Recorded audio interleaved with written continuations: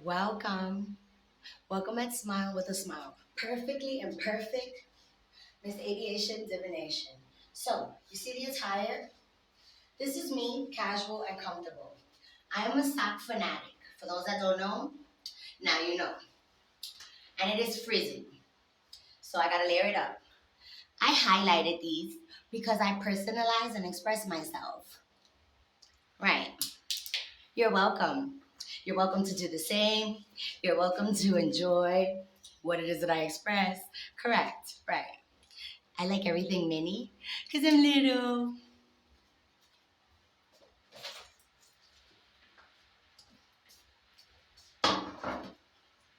So I don't usually care to show in my videos what it is I'm wearing. I show what I'm wearing because I like it. Right.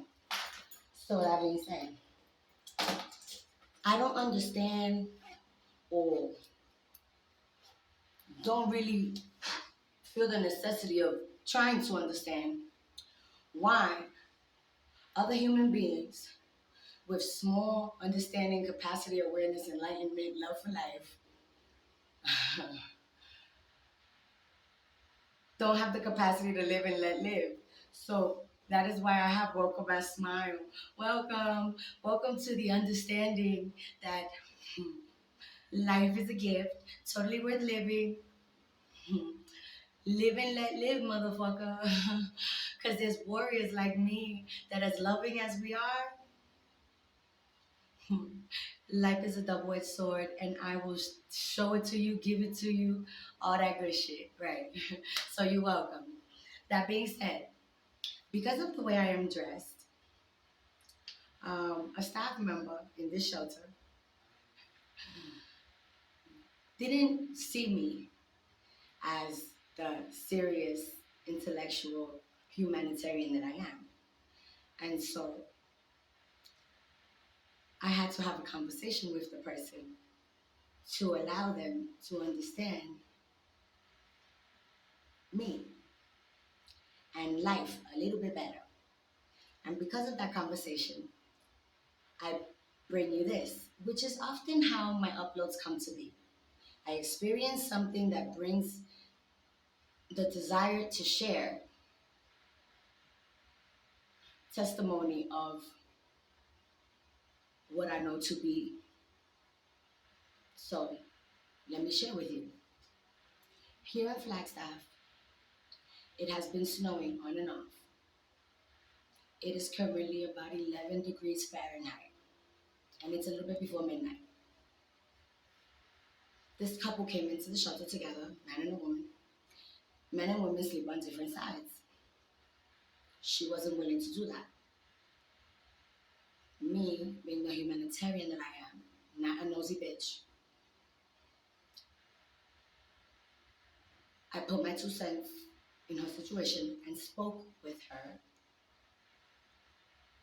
about different options that her and her man could have so that they could remain together, have company with one another without having to leave shelter because it is inhumane to be in 11 Fahrenheit degrees. And there's no love in this world. Right. So I don't know them. I don't care for whatever situation brought them here. But I understand that no one deserves to be in that kind of weather. So after talking to them and presenting them with the options, they went outside, they came back in, talked to staff, they decided to stay. They figured it out. Now they're together over there conversating peacefully. And staff is now at peace as well. However, there was one particular staff member that was not at peace with the resolution. And that's the staff member that I had the conversation with. And I expressed to the staff member, as a shelter staff member and humanitarian, I believe you've accomplished your job, which is to provide safety and shelter for those in need, right? And to keep us that are here in the same circumstances safe, right? He wasn't satisfied with that. So here's where I come in. And here's what I bring to the collective. So a lot of people go to work in fields for the title, for the prestige, for the money, the bracket that it puts you in society based on the esteem people give you based on the title. Correct. So because I know that, I also view jobs as a burden for a lot of people because they do it for money, not out of passion, not because they like it, not because they enjoy it. It is a burden for them to go make that money, but all they want is the money.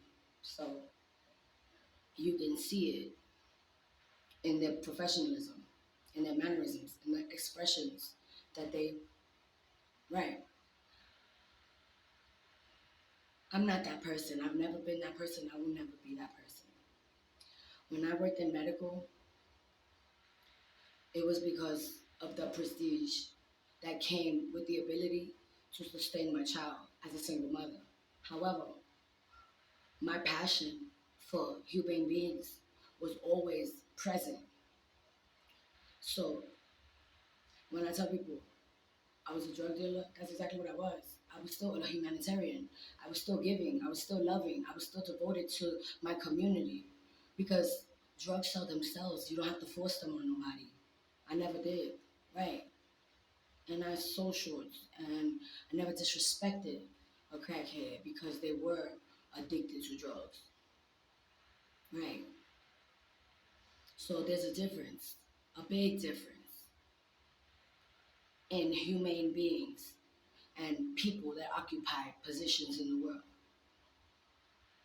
Um, that being stated,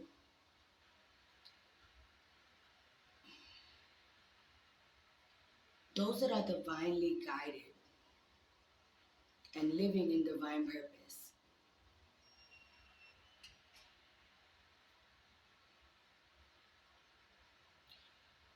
often are misunderstood, misperceived, and mistreated. However, that is not going to diminish, destroy a divine being that has the awareness and the discipline and the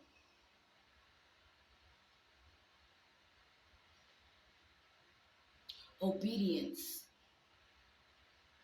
of keeping their gifts. Right. So because I am aware of my free will and I know of what is required in my obedience, and I have sacrificed not just my time and my flesh, but I've made many sacrifices throughout time for the betterment of us all. So I understand when to speak up and when to shut up.